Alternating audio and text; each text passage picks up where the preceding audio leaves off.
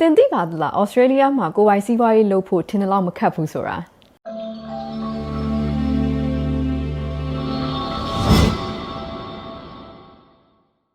Hello အားလုံးပဲမင်္ဂလာပါကျွန်မနာမည်ကဆူရီပါကျွန်မဒီနေ့ပြောမှာကတော့ဩစတြေးလျမှာကိုယ်ပိုင်စီးပွားရေးလုပ်ရင်လိုအပ်တဲ့အရာတွေကို tax နဲ့ accounting ဘက်ကပြောသွားမှာဖြစ်ပါတယ်ဟုတ်ကဲ့ပထမဆုံးအချက်ကဩစတြေးလျမှာကိုယ်ပိုင်စီးပွားရေးလုပ်တော့မယ်ဆိုရင်ဘယ် business structure နဲ့လုပ်တော့မယ်ဆိုတာစဉ်းစားဖို့အရေးကြီးပါတယ်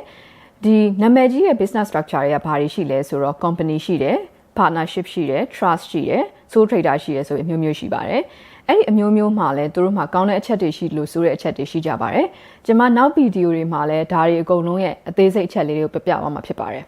ဒီ structure ကိုစဉ်းစားပြီးသွားပြီဆိုရင် TFN ဆိုတဲ့ tax file number ကိုလည်း register လုပ်ရပါတယ် ABN ဆိုတဲ့ Australian business number ကိုလည်း register လုပ်ရပါတယ်ကိုကအကယ်၍ကိုယ့်ရဲ့ income level 9,000ခွဲထက်များမယ်လို့ထင်ရင်လည်း GST ကို register လုပ်ရပါတယ် GST return ကတော့3လတစ်ခါ launch ရတယ်လို့ဒီ tax return တို့ဘာတော့ကတော့တစ်နှစ်တစ်ခါ launch ရပါတယ်ဟုတ်ကဲ့ဒုတိယအချက်ကတော့ဒီ business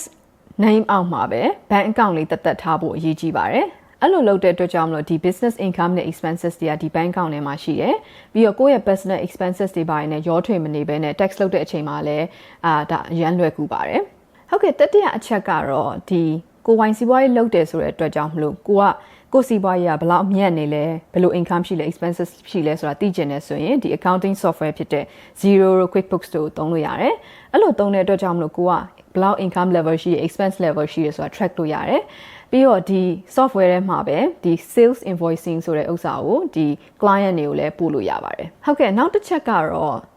ကိုစီးပွားရေးလုပ်တော့မယ့်အချိန်မှာကိုယ့်ရဲ့ industry ပေါ်မှာမူတည်ပြီးတော့လိုအပ်တဲ့ license လေးတွေကိုလည်းတည်ထားဖို့လိုပါတယ်အကယ်ကိုကအစားတောက်ဆိုင်ဖွင့်တော့မယ်ဆိုရင် food and beverage license လိုအပ်တယ်ကိုကအကယ်၍ဒီ construction လုပ်ငန်းလုပ်တော့မယ်ဆိုရင်ဒါ QBCC တို့ဘာလို့ license တွေလိုအပ်တယ်ကျမတို့ဒီ accounting တွေဆိုရင်accounting တို့ accountant တို့ဆိုရင်ဒါဒီ tax agent license ဆိုတာလေးလိုအပ်ပါတယ်ဟုတ်ကဲ့နောက်ပြောမယ့်အချက်လေးကတော့ဒါ business insurance တွေအကြောင်းဖြစ်ပါတယ်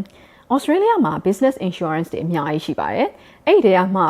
ဘယ် insurance ကကိုယ်နဲ့သက်ဆိုင်လဲဆိုတာလည်းနားလည်ဖို့ရည်ကြီးပါတယ်။ example တစ်ခုပြောပြရမယ်ဆိုရင်ကိုကစားတောက်ဆိုင်ဖွင့်မယ်ပဲထားပါတော့။စားတောက်ဆိုင်တွေကို customer တယောက်ကလာစားလို့ချော်လဲရင် public liability insurance ဆိုတာလေးလိုအပ်တယ်။အကယ်၍ကိုမှအလုပ်လုပ်တဲ့ဝန်ထမ်းကချော်လဲတယ်ဆိုရင်ဒါ work cover insurance ဆိုတာလေးလိုအပ်ပါတယ်။ဟုတ်ကဲ့ရှင်နောက်ထပ်ကျွန်မပြောမယ့်အချက်လေးကတော့ဒီကိုကဝန်ထမ်းတွေဘာတွေခန့်တော့မယ်ဆိုရင်အရေးကြီးတဲ့တည်ထားတဲ့အချက်လေးတွေအကြောင်းပြပြမှာဖြစ်ပါတယ် business ကို protect လုပ်ဖို့အတွက်က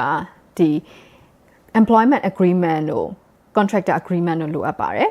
ပြီးတော့ fair work ကချမှတ်ထားတဲ့အတိုင်းပဲ minimum wage ကို